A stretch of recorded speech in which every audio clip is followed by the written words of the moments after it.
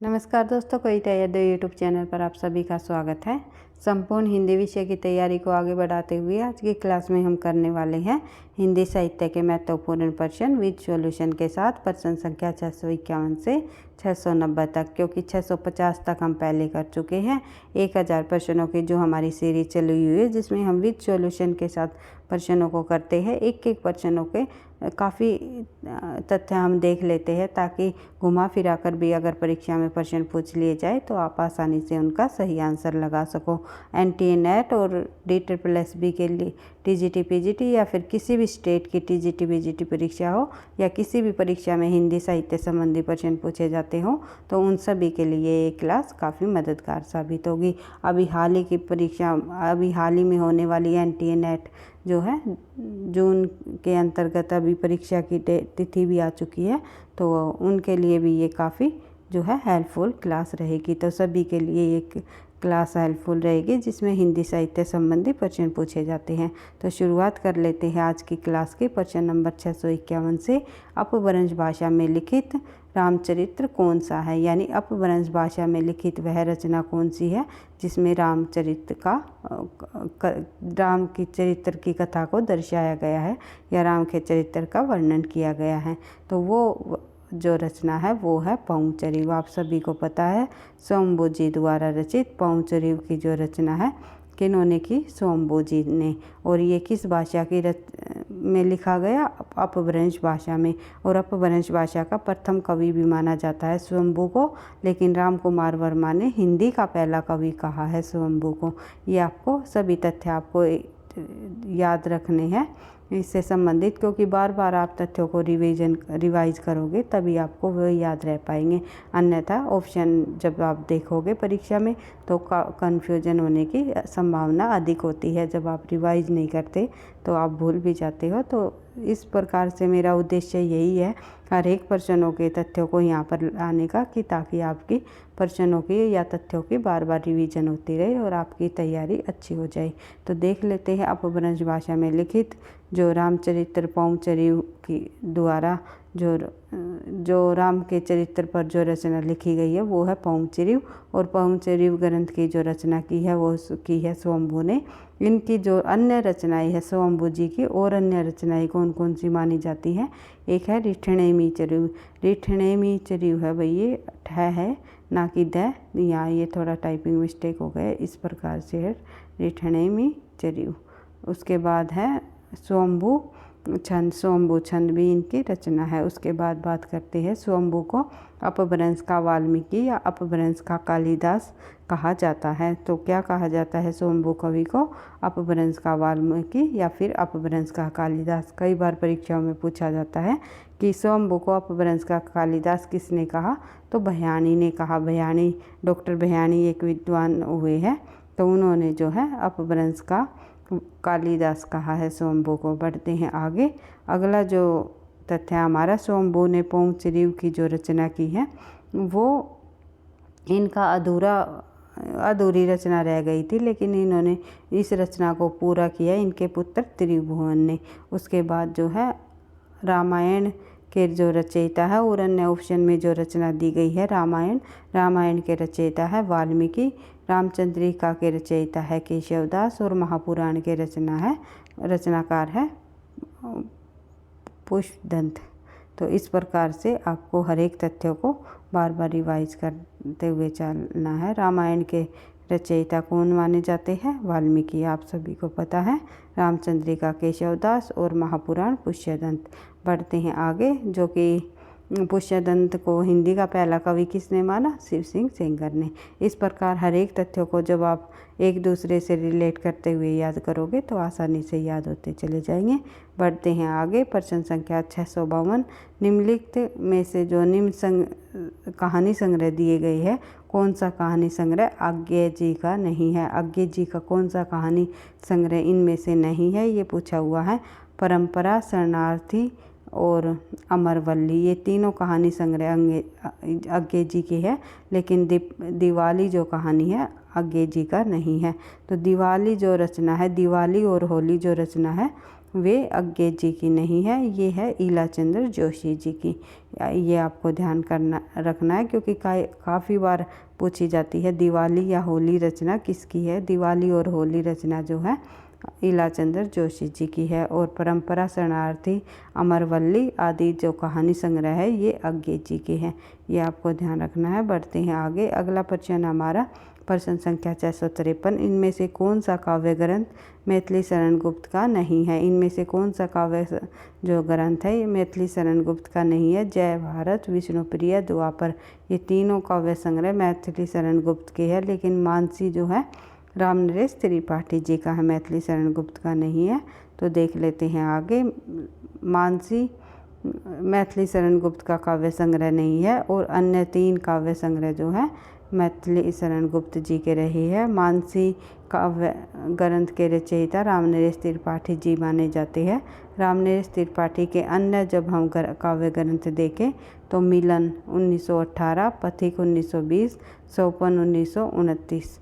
मिलन, पथिक, सोपन और मानसी, ये 4 इनके काव्य संग्रह है। बढ़ते हैं आगे। अगला प्रश्न हमारा, इनके सन भी आपको देखते हुए चलना है क्योंकि कई बार क्रम वाइज भी लगाने को प्रश्न दे दिए जाते हैं। तो देख लेते हैं। अगला प्रश्न हमारा है आगे जो तथ्य हमारा द्वापर, जय भारत और विष्णुप्रिया काव्य ग्रंथ मैथिली शरण गुप्त जी के है, ये हमने देख ही लिया था। बढ़ते हैं आगे। प्रश्न संख्या 654। 11 वर्ष का जो समय है कहानी के लेखक कौन है? तो 11 वर्ष का समय कहानी के लेखक कौन माने जाते हैं?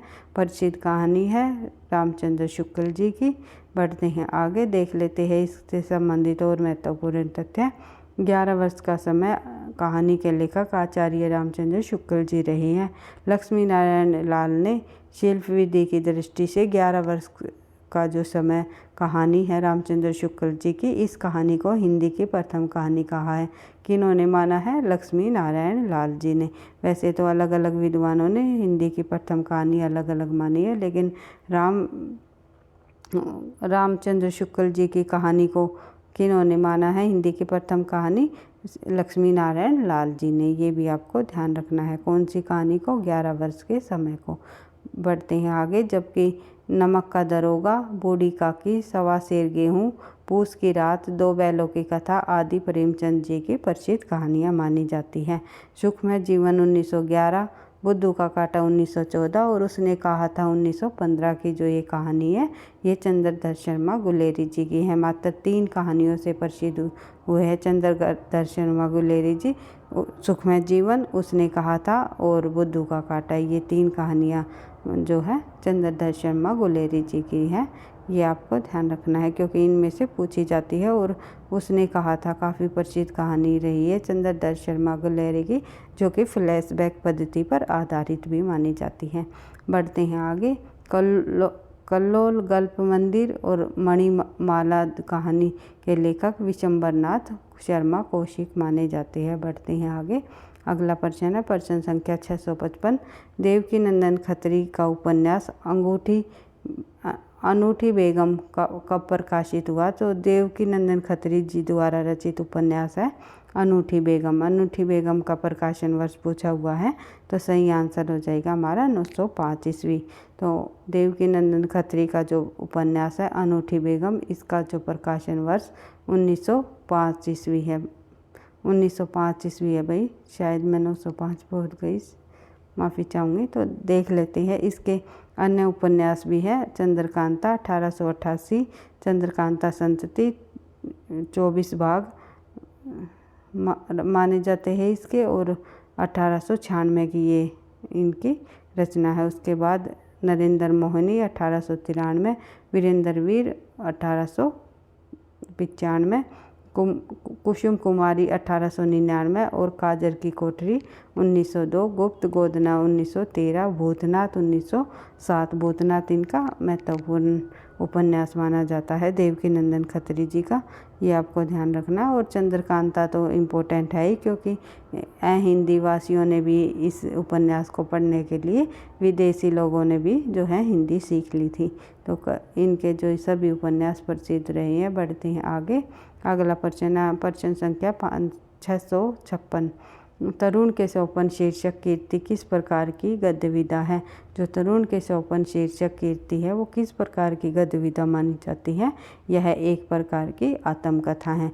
और किसकी आत्मकथा है ये भी देख लेते हैं। तरुण के सोपान शीर्षक कीर्ति आत्मकथा जो है एक गद्य विधा है और तरुण के सोपान सुभाष चंद्र बोस की आत्मकथा है, ये आपको ध्यान रखना है। इनके द्वारा रचित अन्य कीर्ति जो है द इंडियन स्ट्रगल, जो सुभाष चंद्र बोस जी रहे हैं, आप सभी को पता है, जो स्वतंत्रता सेनानियों के अंतर्गत उन्होंने अपना एक महत्वपूर्ण योगदान दिया है देश को आज़ाद कराने में। तो इसके द्वारा जो रचित अन्य कीर्तियाँ क्या है? The Indian struggle. तो आपको ये भी ध्यान रखना है। बढ़ते हैं आगे। अगला प्रश्न है 657। भाट भाषा किसे कहा जाता है? भाट भाषा किसे कहा जाता है? तो भाट भाषा कहा जाता है राजस्थानी डिंगल भाषा को। तो डिंगल भाषा को भाट भाषा कहा जाता है। और डिंगल भाषा के अंतर्गत किन किन शब्दों का मेल होता है? तो ये होता है राजस्थानी प्लस अपभ्रंश। तो देख लेते हैं। भाट भाषा डिंगल भाषा को कहा जाता है। डिंगल भाषा राजस्थानी प्लस अपभ्रंश से मिलकर बन जाती है, जबकि पिंगल भाषा ब्रज भाषा और अपभ्रंश से मिलकर बनी होती है। उसके बाद बात करें आगे। अगला प्रश्न हमारा 659। निम्नलिखित में से कौन सी पत्रिका का जो संपादन है भारतेंदु हरिश्चंद्र ने किया? तो इनमें से जो है कवि वचन सुधा पत्रिका का जो संपादन है भारतेंदु हरिश्चंद्र जी द्वारा किया गया। सही आंसर हो जाएगा हमारा बी। तो कवि वचन सुधा 1868 पत्रिका का जो समय है 1868 रहा है। इसका जो संपादन किया है भारतेंदु हरिश्चंद्र जी ने किया। इनके दो अन्य पत्रिकाएं भी रही है भारतेंदु हरिश्चंद्र जी की। हरिश्चंद्र मैगजीन, जिसका जो है पहले का नाम हरिश्चंद्र चंद्रिका रहा था 1873 की। बाला बोधनी 1874।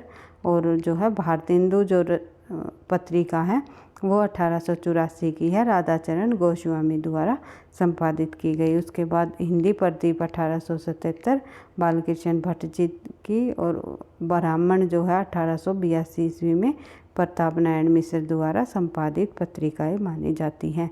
इस प्रकार ऑप्शन में जो अन्य दी गई जो पत्रिकाएं हैं उनको भी आपको ध्यान रखना है किस लेखक की है। उसके बाद बात करिए आगे। अगला प्रश्न हमारा प्रश्न संख्या 670। ठलुआ कलब निबंध जो संग्रह है उसके लेखक कौन माने जाते हैं? तो ठलुआ कलब निबंध संग्रह के लेखक माने जाते हैं गुलाब राय जी। पढ़ते हैं आगे। गुलाब राय निबंध संग्रह के लेखक जो ठलुआ कलब निबंध संग्रह के लेखक जो है गुलाब जी राय जी माने जाते हैं। और इनके अन्य जो निबंध है वे है मेरी असफलताएं, फिर निराशा क्यों, कुछ उथले कुछ गहरे, मेरे मकान, मेरे नापाताचार्य। और जो अन्य रचनाएं इसमें दी गई ऑप्शन में पंचपात्र वे है पद्मलाल पुन्नालाल बख्शी जी की। फिर गंगा का बेटा दिया हुआ है, तो गंगा का बेटा जो रचना है वो है उग्र का। और चिंतामणि जो निबंध है वो है रामचंद्र शुक्ल की। ये भी तीनों निबंध है भाई, पद्मलाल पुन्नालाल बख्शी, गंगा का बेटा उग्र और चिंतामणि जो है रामचंद्र शुक्ल जी। बढ़ते हैं आगे। अगला प्रश्न हमारा 661 प्रश्न को हम देखेंगे। तो इनमें से कौन सा नाटक मोहन राकेश का है? तो मोहन राकेश के सभी नाटक इम्पोर्टेंट है। परीक्षा की दृष्टि से सभी नाटकों को आपको देख करके चलना है किस नाटक के अंतर्गत कौन कौन पात्र दिए गए हैं। जयशंकर प्रसाद के भी नाटक इम्पोर्टेंट हुए हैं, उनसे भी परीक्षा में प्रश्न हमेशा पूछे जाते हैं। अब बात करें मोहन राकेश के नाटकों की तो देख लेते हैं। लहरों का राजहंस जो है 1963 ईस्वी में जो रचित मोहन राकेश का प्रसिद्ध नाटक हुआ है। उसके बाद इस नाटक में मुख्य पात्र कौन कौन है? लहरों के राजहंस में सुंदरी और अलका। उसके बाद मोहन राकेश द्वारा रचित और अन्य हम नाटक देखेंगे। तो आषाढ़ का एक दिन नाटक की रचना इन्होंने 1958 में की। आधे अधूरे इनका 1969 की रचना है। फिर है पैर तले की ज़मीन आदि, जो ये रचनाएं मोहन राकेश जी के नाटक हैं।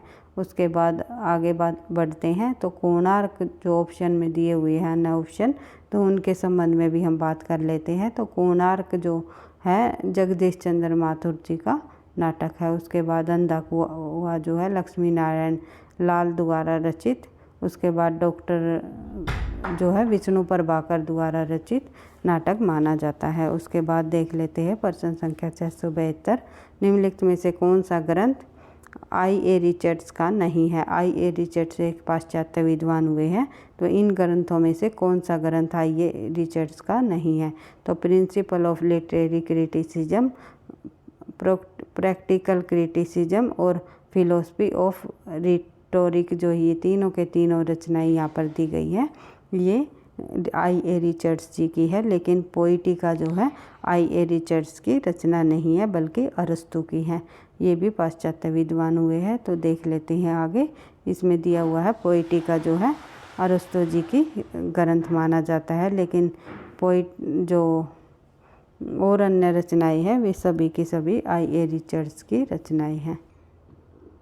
उसके बाद देख लेते हैं भाई अगला प्रश्न, प्रश्न संख्या 673, वक्रोक्ति जीवतम लेखक, जो वक्रोक्ति जीवतम है के लेखक कौन है। तो वक्रोक्ति जीवतम ग्रंथ के लेखक कौन माने जाते हैं, तो देख लेते हैं।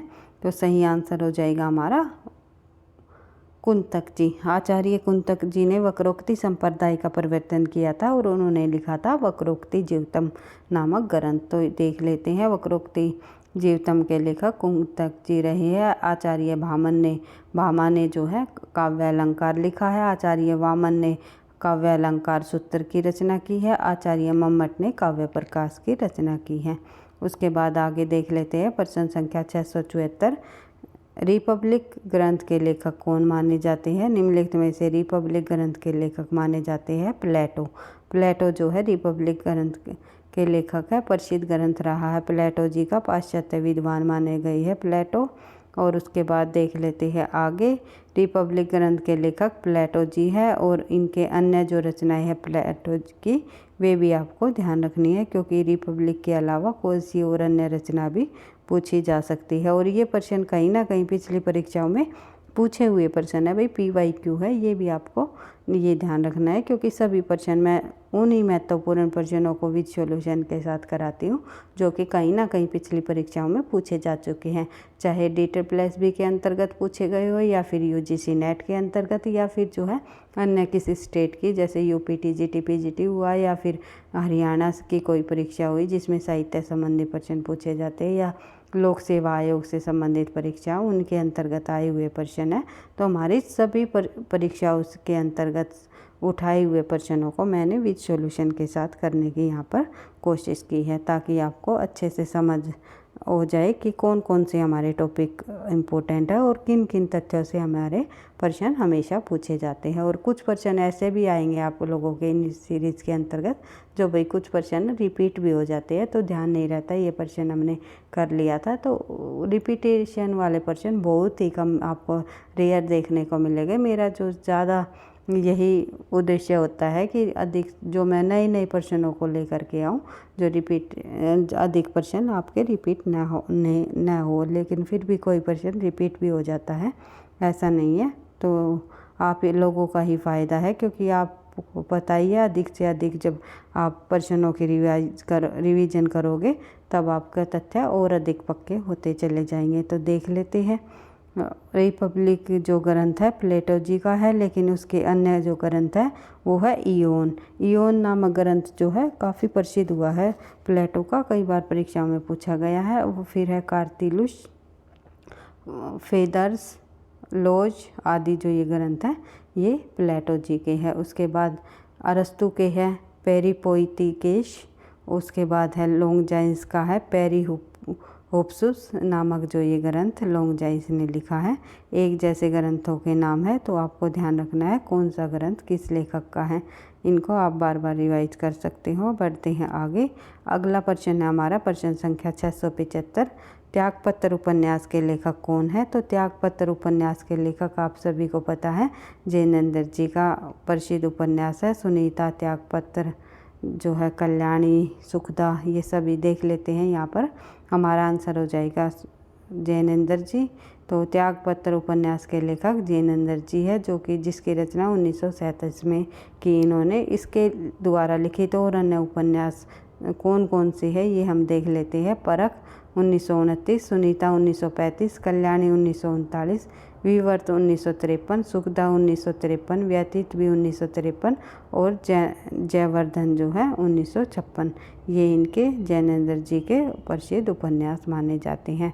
उसके बाद बात करें आगे, अगला प्रश्न हमारा प्रश्न संख्या 676, कैमास वध किस ग्रंथ की रचना की प्रमुख घटना है। तो कैमास वध जो है पृथ्वीराज रासो ग्रंथ की प्रमुख जो घटना मानी जाती है।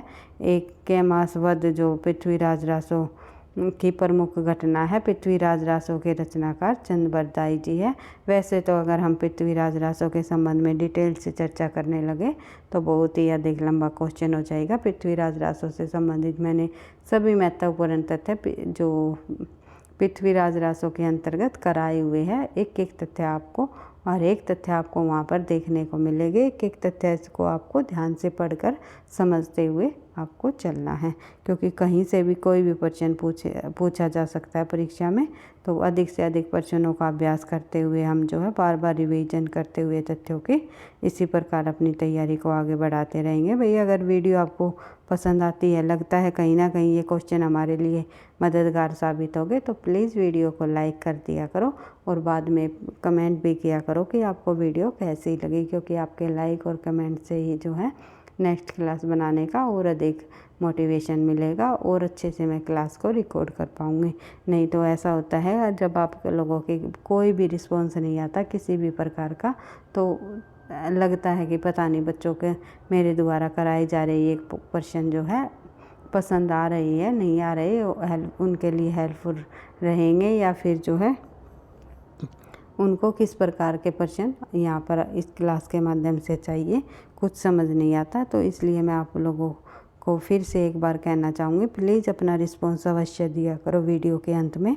तो देख लेते हैं आगे प्रश्न संख्या 677। तो आर्य परिवार की भाषाओं का वर्गीकरण ध्वनियों के आधार पर करने की चेष्टा सबसे पहले किस विद्वान ने की। आर्य परिवार की भाषाओं का जो वर्गीकरण है ध्वनियों के आधार पर जो सबसे पहले करने की जो चेष्टा की है वो की है अस्कोली ने। उसके बाद देख लेते हैं इससे संबंधित और अन्य तथ्य। आर्य परिवार की भाषाओं का वर्गीकरण ध्वनियों के आधार पर करने की चेष्टा सबसे पहले अस्कोली ने नामक विद्वान ने सुझाया था। अस्कोली महोदय 100 के संख्या के आधार पर शतम और केतम नाम के बहुरूपीय परिवार के 2 भागों में विभाजित किया। यानी बहुरूपीय परिवार को उन्होंने 2 भागों में विभाजित किया था, एक शतम और एक केटुम। इस प्रकार पूछा जाता है ये प्रश्न भी कई बार परीक्षा में। तो बहुरूपीय परिवार के कौन कौन से 2 भाग है, शतम में क्या है, केटुम में क्या है, तो इस प्रकार पूछ लिए जाते हैं। तो हम भाषा विज्ञान को करेंगे तब बिल्कुल डिटेल से चर्चा मैं इसके संबंध में करूँगी। तो बढ़ते हैं आगे। अगला प्रश्न हमारा प्रश्न संख्या 78, रस सिद्धांत स्वरूप विश्लेषण। रस सिद्धांत स्वरूप विश्लेषण नामक ग्रंथ के लेखक कौन माने जाते हैं। रस सिद्धांत स्वरूप विश्लेषण नामक ग्रंथ के जो लेखक हैं वो रहे हैं हमारे आनंद प्रकाश दीक्षित। तो देख लेते हैं रस सिद्धांत स्वरूप विश्लेषण ग्रंथ के लेखक जो है आनंद प्रकाश दीक्षित माने जाते हैं। गुलाब राय का जो ग्रंथ है और अन्य ऑप्शनों के अनुसार हम देखें तो गुलाब राय जी का जो ग्रंथ है वो है नवरस, और डॉक्टर निर्मला जैन का जो ग्रंथ है वो है रस सिद्धांत और सौंदर्य शास्त्र। डॉक्टर राम कुमार तिवारी जी का ग्रंथ है इंजर प्रेम प्रकाशिया। इस प्रकार से इन लेखकों के ग्रंथों को भी आपको ध्यान रखना है, क्योंकि परीक्षाओं में पूछे जा सकते हैं। पहले परीक्षाओं में पूछे जा चुके हैं, आगे आने वाली परीक्षाओं में भी पूछे जा सकते हैं।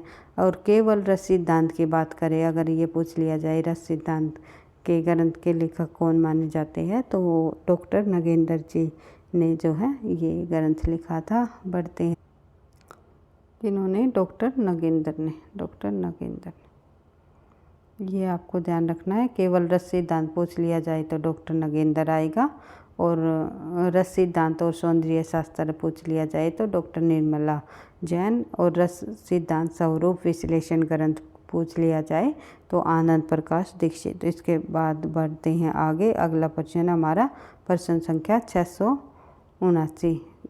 वाक्याम रसात्मक काव्यम।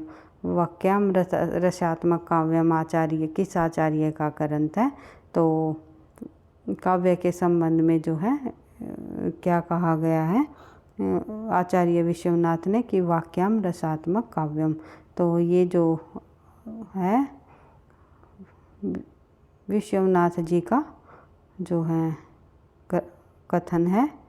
बढ़ते हैं आगे। अगला हम जब और अन्य ऑप्शनों के तथ्यों की हम बात करें यहाँ पर, तो वाक्याम रसात्मक काव्यम आचार्य विश्वनाथ का कथन है। इसके प्रमुख जो ग्रंथ है वे साहित्य दर्पण प्रभाव। साहित्य दर्पण काफ़ी बार पूछा जाता है भाई विश्वनाथ जी का ग्रंथ, तो इसको आपको ध्यान रखना है। प्रभावती परिणय एक नाटिका है इनकी। राघव विलास महाकाव्य है।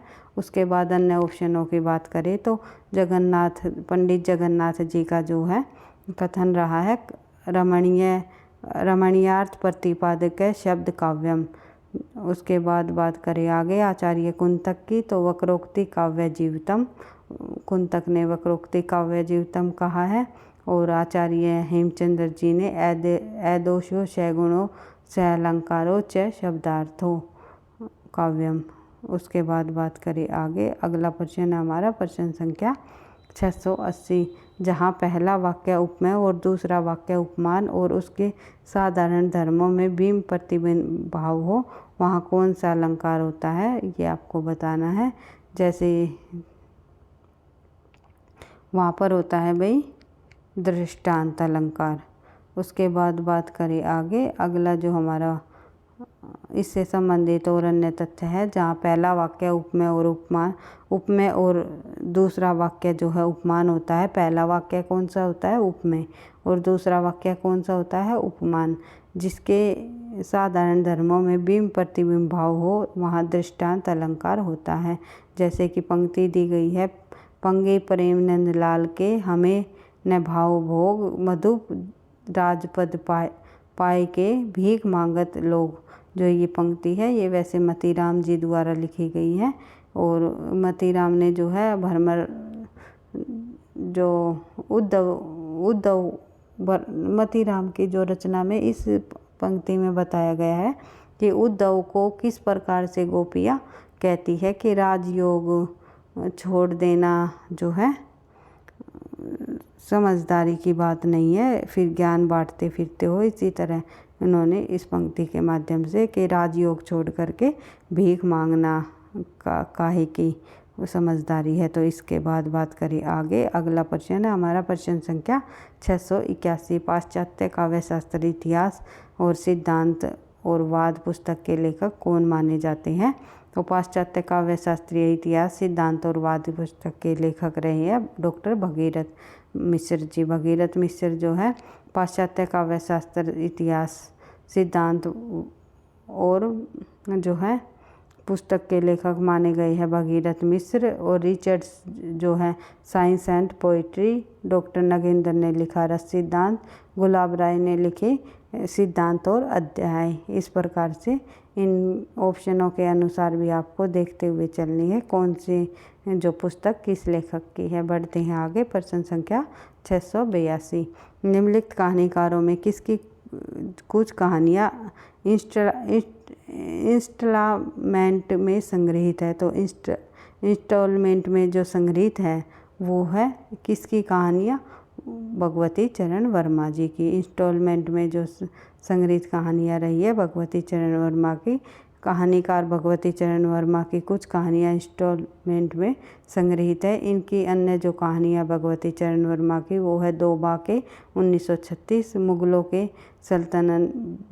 ने संतलन बखसदी और मोर्चाबंद, ये इनकी दो अन्य 3 कहानियाँ हैं। उसके बाद जो है निराला की जो कहानियाँ है वे है लिली 1934 ईस्वी में, सखी 1935, सुकुल की बीबी काफ़ी प्रसिद्ध हुई है भाई कहानी इनकी 1941, चतुरी चमार भी इम्पोर्टेंट है भाई 1945, आदि कहानियाँ निराला जी की हैं। यह आपको ध्यान रखना है। उसके बाद बात करें आगे प्रश्न संख्या 883। 883 को जब हम देखें तो रमणीयार्थ प्रतिपाद्य शब्द काव्यम अभी हमने पढ़ा था। तो ये जो कथन है ये किसका है? रमणीय के आधार पर शब्द का प्रतिपादन, शब्द का जो काव्य में प्रतिपादन किया जाता है।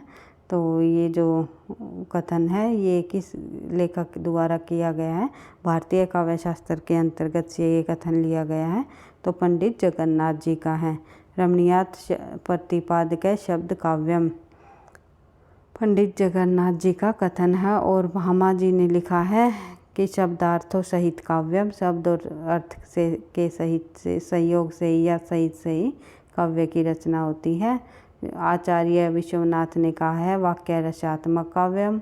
उसके बाद शब्दार्थों कुंतक ने कहा है कि सहितो वक्र कवि व्यापार शालिनी। इस प्रकार से कुंतक जी द्वारा कहा गया ये कथन है। अन्य ऑप्शनों के अनुसार भी हमने विभिन्न विद्वानों के से संबंधित कथनों को देख लिया है। उसके बाद बात करें आगे, अगला प्रश्न हमारा प्रश्न संख्या 884। सॉरी भाई 884 नहीं है, ये 684 है, तो थोड़ा टाइपिंग मिस्टेक हो गया। तो कविता करना अत्यंत पुण्य का फल है। इस दुराशा और अनंत उत्कंठा से कवि जीवन व्यतीत करने की इच्छा हुई। तो ये पंक्ति है, ये संवाद जयशंकर प्रसाद के किस नाटक से लिया गया है ये आपको बताना है। तो ये जो संवाद है कविता करना अत्यंत पुण्य का फल है, जो ये संवाद है जयशंकर प्रसाद के स्कंदगुप्त नाटक से लिया गया है। तो जयशंकर प्रसाद के स्कंदगुप्त नाटक में मात्रगुप्त द्वारा कहा गया है। ये भी पूछा जा सकता है किस पात्र द्वारा ये कथन कहा गया है। तो मात्रगुप्त द्वारा कहा गया है। जयशंकर प्रसाद जी के और अन्य जब हम नाटक देखें तो थोड़ी सी चर्चा कर लेते हैं जयशंकर प्रसाद के संबंध में। तो जयशंकर प्रसाद का जन्म जो है पर इस नाटक के जो रचनाकार माने जाते हैं, स्कंदगुप्त नाटक के रचनाकार जयशंकर प्रसाद जी माने जाते हैं। प्रकाशन वर्ष 1928। विधा है ये एक प्रकार का नाटक। पात्र है इसके अंतर्गत स्कंदगुप्त, कुमारगुप्त, गोविंद गुप्त, प्रणयदत्त, चक्रपालिक, बंधु वर्मा, भीम वर्मा, मात्रगुप्त द्वारा यह कथन कहा गया है भाई। और परचून बुद्धि, सर्वनाम, कुमारदास जी से जो कि धातु सेन नाम से भी जाने जाते हैं। और पुरगुप्त, भट्टार्क, पृथ्वी सेन और खेंडिल,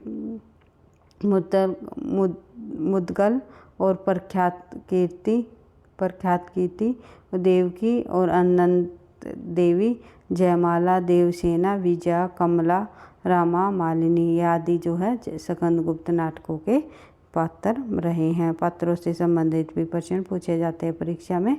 खासकर जयशंकर प्रसाद से संबंधित रचनाओं के पात्र अवश्य ही पूछ लिए जाते हैं। तो देख लेते हैं आगे मुख्य बातें और अन्य देख लेते हैं। इस जो नाटक में स्कंदगुप्त नाटक की बात यहाँ पर हो रही है। तो इसमें 5 अंक है और अध्यायों की योजना दृश्यों पर आधारित है। प्रथम, द्वितीय और चतुर्थ अंक में 7 और तृतीय तथा पंचम अंक में 6 दृश्य हमें देखने को मिलते हैं। इसमें कुमारगुप्त के विलासी साम्राज्य की उस स्थिति का चित्रण है जहाँ आंतरिक कलाई संघर्ष और विदेशी आक्रमण के फलस्वरूप उसके भावी क्षय के लक्षण प्रकट होने लगते थे। ये इस नाटक में दर्शाया गया है। फिर एक सरसरी नज़र हम जयशंकर प्रसाद के जीवन परिचय से भी देख लेते हैं, क्योंकि जितने भी हमारे छायावादी कवि हुए हैं, प्रमुख कवि हुए हैं, उनके जीवन से संबंधित कई बार परीक्षाओं में प्रश्न पूछा जाता है। उनके जन्म, मृत्यु और उनकी रचनाओं के संबंध में और अन्य जो जितने भी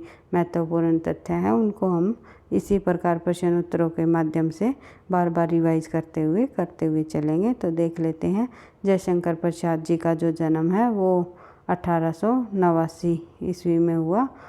मृत्यु इनकी 1937 में। जन्म स्थान है काशी, उत्तर प्रदेश। उपनाम है झारखंडी, कलाधर या खांडेराव। ये तीनों उपनाम आपको ध्यान रखने हैं जयशंकर प्रसाद के। झारखंडी भी बोला जाता है और जो है इनका कलाधर भी उपनाम रहा है। और उसके बाद जो है खांडे राव भी इनका उपनाम है। उसके बाद बात करें आगे गुरु मोहिनी लाल। इनके जो गुरु है वो कौन रहे हैं? मोहिनी लाल। जयशंकर प्रसाद के जो नाटक है वे है सज्जन 1910, कल्याणी परिणय 1912, करुणालय 1912, पाश्चात्य 1913, राज्यश्री 1915, विशाख 1921 और अजातशत्रु 1922। इस जन्मेजय का नागयज्ञ 1926, कामायनी तो जयशंकर प्रसाद का काव्य है, लेकिन नाटकों की यहाँ पर बात हो रही है। तो कामना 1927 की, स्कंदगुप्त 1928, एक गुट 1930 की रचना है इनकी। एक गुट इनका एकांकी काव्य है। उसके बाद बात करें जयशंकर प्रसाद ब्रज भाषा में कलाधर नाम से रचना लिखते थे। जयशंकर प्रसाद को छायावाद का ब्रह्मा भी कहा जाता है। मुकुटधर पांडे के अनुसार छायावाद के प्रवर्तक जयशंकर प्रसाद जी को ही माना जाता है। अलग अलग विद्वानों ने जो छायावाद के प्रवर्तक अलग अलग कवियों को माना है। किसी ने जो है नंद दुलारे वाजपेयी ने सुमित्रा नंदन को पंत को ही मान लिया है। ईलाचंद्र जोशी ने और जो है जयशंकर प्रसाद को माना है। और मुकुटधर पांडे के अनुसार भी जो है जयशंकर प्रसाद ही रहे हैं, लेकिन आचार्य रामचंद्र शुक्ल जी ने मुकुटधर पांडे को माना है। इस प्रकार से छायावाद के जो प्रवर्तक रहे हैं अलग अलग विद्वानों के अनुसार अलग अलग रहे हैं। ये मैं आपको छायावाद क्लास के अंतर्गत करा भी चुकी हूँ। जिस भी किसी बच्चे ने पीछे की क्लासेस नहीं देखी है, पीछे की वीडियोज़ में जाकर आप देख सकते हो, या प्ले लिस्ट में जा कर के आप हिंदी साहित्य के इतिहास के अंतर्गत आपको सभी क्लासेस मिल जाएंगी। और जो DSSB की जो क्लासेस है वे हम मैराथन रूप में हम लेते हैं। जो लंबी क्लास होगी वो आपको DSSB TGT PGT हिंदी के अंतर्गत देखने को मिलेगी। तो देख लेते हैं। प्रश्न संख्या हमारी 685। हिंदी रीति ग्रंथों की परंपरा चिंतामणि त्रिपाठी से चली, अतः रीतिकाल का आरंभ इन्हीं से मानना चाहिए। किस इतिहासकार का ग्रंथ है? जो ये ग्रंथ है किस इतिहासकार का है ये बताना है। तो ये ग्रंथ जो है ये आचार्य रामचंद्र शुक्ल जी का है। आचार्य रामचंद्र शुक्ल ने जो है रीति परंपरा जो रीति ग्रंथों की परंपरा है, रीतिकाल के प्रवर्तक जो है चिंतामणि जी को माना है। सही आंसर हो जाएगा हमारा रामचंद्र शुक्ल जी। बढ़ते हैं आगे। रामचंद्र शुक्ल रीतिकाल का जो समय है 1700 विक्रमी संवत से लेकर के 1900 विक्रमी संवत तक मानते हैं। आचार्य रामचंद्र शुक्ल ने चिंतामणि को रीति काव्य परंपरा का प्रवर्तक भी माना है। रामचंद्र शुक्ल ने रीति शब्द के व्यापक अर्थ को ग्रहण करते हुए उत्तर मध्यकाल को सर्वप्रथम रीतिकाल का नाम दिया है। उसके बाद रामचंद्र शुक्ल जी के संबंध में भी हम देख लेते हैं।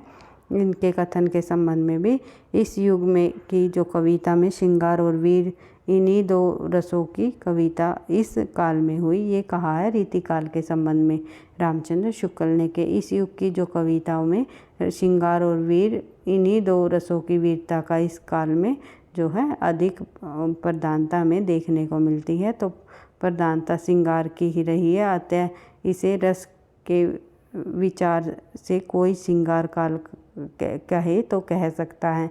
तो रामचंद्र शुक्ल जी का कहना है कि अगर कोई इसमें श्रृंगार और वीर इन्हीं दो रसों की हमें विशेषता देखने को मिली है, लेकिन प्रधानता की जब बात आ जाए तो श्रृंगार की प्रधानता अधिक रही है। और इसी कारण जो है श्रृंगार रस की अधिक प्रधानता के कारण अगर इस काल को कोई श्रृंगार काल कहे तो आराम से कह सकता है। बढ़ते हैं आगे।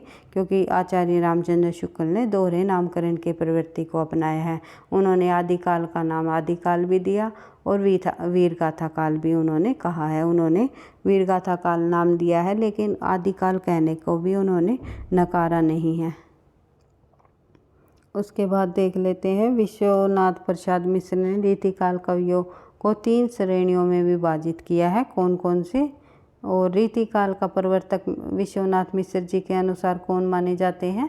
आचार्य केशवदास। और वैसे रामचंद्र शुक्ल ने किसे माना? चिंतामणि को, ये आपको ध्यान रखना है। और विश्वनाथ प्रसाद मिश्र ने कवियों की 3 श्रेणी मानी है रीतिकाल के कवियों की। कौन कौन सी?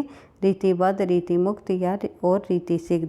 ये कई बार पूछा जाता है कि रीति जो बद्ध और रीतिमुक्त और रीतिसिद्ध रीतिकाल के 3 भागों को वर्गीकरण किन्होंने किया, किस विद्वान के द्वारा किया गया है? तो विश्वनाथ प्रसाद मिश्र जी द्वारा, ये आपको ध्यान रखना है। उसके बाद बात करें आगे, नामकरण, जो रीतिकाल का जो नामकरण है वो क्या नामकरण पड़ा और किस विद्वान ने दिया, और देख लेते हैं कुछ मुख्य इनका रीतिकाल के नामकरण को भी। तो देख लेते हैं। मिश्र बंधुओं ने क्या नाम दिया? अलंकृत काल कहा। विश्वनाथ प्रसाद मिश्र ने श्रृंगार काल कहा। रमाशंकर शुक्ल रसाल जी ने कला काल कहा। और गणपति चंद्र गुप्त ने अपकृष्ट काल कहा। रामचंद्र शुक्ल ने रीति काल कहा। और जॉर्ज ग्रियर्सन ने रीति काव्य माना है। बढ़ते हैं आगे। अगला प्रश्न हमारा 686। नायिका भेद की संकीर्ण सीमा में जितना लोकचित आ सकता है इस काल यानी रीति का, उतना चित्र निश्चय ही विश्वसनीय और मनोरम है।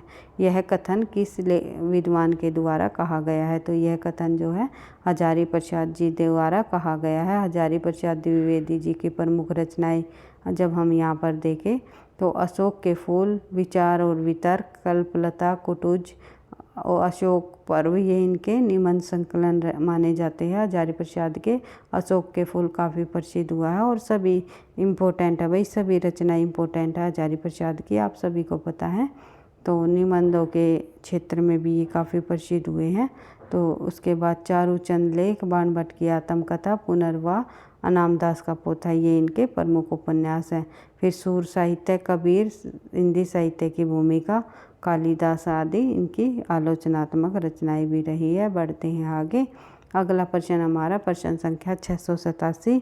दुख ही जीवन की कथा रही, क्या कहूँ आज जो नहीं कही। जो ये पंक्ति है ये किस लेखक द्वारा लिखी गई है? तो ये निराला जी की प्रसिद्ध पंक्ति है, आप सभी को पता है।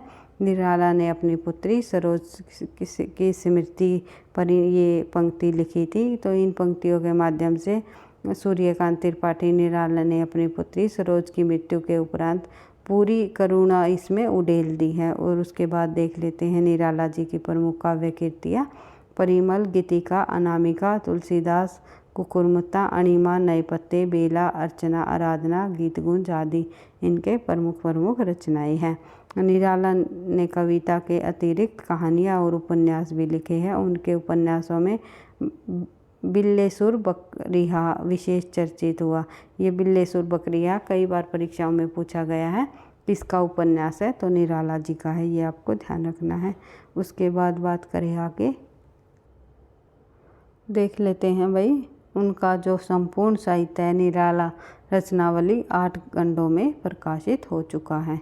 उसके बाद बात करें प्रश्न संख्या 688। हिंदी साहित्य के आरंभिक काल को रामचंद्र शुक्ल ने क्या नाम दिया है? तो हिंदी साहित्य के आरंभिक काल को रामचंद्र शुक्ल ने वीरगाथा काल कहा है, ये आपको पता ही है। और अन्य जब हम अन्य विद्वानों के अनुसार भी वीरगाथा काल का नाम देखें अर्थात आदिकाल का नाम देखें तो किस विद्वान ने क्या कहा है? तो देख लेते हैं एक बार। चारण काल कहने वाले जॉर्ज ग्रियर्सन रहे। प्रारंभिक काल कहा मिश्र बंधुओं ने। बीज वपन काल कहा महावीर प्रसाद द्विवेदी ने। वीर गाथा काल कहा रामचंद्र शुक्ल ने। सिद्ध सामंत काल कहा राहुल सांस्कृतायन जी ने। वीर काल कहा विश्वनाथ प्रसाद ने। आदिकाल का नाम दिया हजारी प्रसाद ने। आधार काल कहा सुमन राजे ने। बढ़ते हैं आगे। अगला प्रश्न हमारा 689। पल्लव के रचयिता कौन है? पल्लव जो रचना है उसके रचयिता छायावादी कवि सुमित्रानंदन पंत माने जाते हैं। बढ़ते हैं आगे। प्रकृति के सुकुमार कवि सुमित्रानंदन पंत का जो जन्म है बागेश्वर जिले के कौशानी यानी वर्तमान में जो उत्तराखंड में है 20 मई 1900 ईस्वी को हुआ। और पल्लव सुमित्रानंदन पंत का तीसरा काव्य संग्रह है, 1928 में प्रकाशित हुआ था।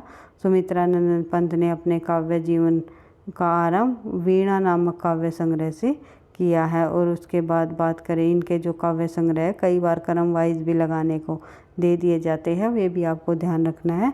करंथी 1920, वीणा 1927, पल्लव 1928 और गुंजन जो है 1932। ये जो है इनकी छायावादी कविताएं हैं, छायावादी रचनाएं हैं। कौन कौन सी? ग्रंथि, वीणा, पल्लव, गुंजन। कई बार पूछ ली जाती हैं। निम्नलिखित में से पंत की छायावादी रचना कौन सी है? प्रगतिवादी कौन सी है? अंतश्चेतनावादी कौन सी मानी जाती है?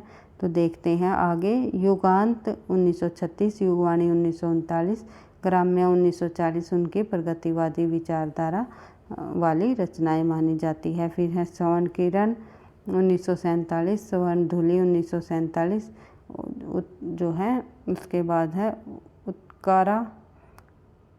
उत्तरा भाई ये थोड़ा टाइपिंग मिस्टेक हो गया, 1900 उत्तरा है शायद ये 1950, युगपथ 1948, अतिमा 1955 आदि कविताएं जो हैं सुमित्रा नंदन पंत जी की अरविंद दर्शन से प्रभावित मानी जाती हैं। उसके बाद बात करें आगे। अगला जो तथ्य हमारा, कला और पूरा चांद 1959 में कवि साम्यवादी हो गए थे और इन्होंने जो है चिदम्बरा पर इन्हें ज्ञानपीठ पुरस्कार दिया गया प्रथम। इस प्रकार से उन्होंने कई जो है पुरस्कार भी प्राप्त हुए हैं सुमित्रा नंदन पंत को। पंत के संबंध में हम बिल्कुल डिटेल से चर्चा कर चुके हैं पहले भी, पीछे की क्लास में आप देख सकते हो। चारों छायावादी कवियों को भी हम पढ़ चुके हैं। तो देख लेते हैं आगे। प्रश्न संख्या 690, इनमें से हिंदी साहित्य का इतिहास किसने नहीं लिखा? ये पूछा हुआ है किसने नहीं लिखा, भाई नहीं पर आपको ध्यान रखना है। तो सही आंसर हो जाएगा हमारा डॉक्टर नगेंद्र। लक्ष्मी सागर वाणसे ने भी लिखा है, राम कुमार वर्मा ने और बच्चन ने, इन्होंने हिंदी साहित्य का इतिहास लिखा है, लेकिन डॉक्टर नगेंद्र जी ने नहीं लिखा। तो देख लेते हैं इसके संबंध में और अन्य तथ्य। डॉक्टर नगेंद्र ने हिंदी साहित्य का इतिहास 1973 ईस्वी का जो संपादन किया, लेखन नहीं किया, यानी संपादन किया है इन्होंने, लेखन नहीं किया, ये आपको ध्यान रखना है। जबकि अन्य इतिहासकारों ने हिंदी साहित्य का मूल लेखन किया है। इतिहास ग्रंथ प्रकाशन वर्ष और इसके इतिहासकार भी हम थोड़े देख लेते हैं। तो आधुनिक हिंदी साहित्य जो लिखा है वो 1941 में लक्ष्मी सागर वाणसे ने लिखा। हिंदी साहित्य का आलोचनात्मक इतिहास आपको पता है 1938 में डॉक्टर राम कुमार वर्मा जी ने लिखा। हिंदी साहित्य का दूसरा इतिहास 1996 में डॉक्टर बच्चन सिंह ने लिखा। इस प्रकार से आज की क्लास में हमने लगभग 40 प्रश्नों को कंप्लीट कर लिया है। भाई अब थोड़ी लंबी लंबी क्लासेस हम करेंगे क्योंकि हमने अधिक से अधिक प्रश्नों का अभ्यास करते हुए जो है आगे बढ़ना है। तो इसी प्रकार हमारी जो हर रोज़ हिंदी साहित्य से संबंधित महत्वपूर्ण प्रश्नों की और महत्वपूर्ण तथ्यों की जो क्लासेज इस चैनल के माध्यम से चली हुई है, तो आपको अगर वीडियो पसंद आती है, लगता है कहीं ना कहीं आपके लिए हेल्पफुल होगी, तो वीडियो को प्लीज़ लाइक ज़रूर कर दिया करो। लाइक और कमेंट से ही मुझे नेक्स्ट क्लास बनाने का मोटिवेशन भी मिलेगा। और पढ़ते रहना, आगे बढ़ते रहना। थैंक यू, धन्यवाद।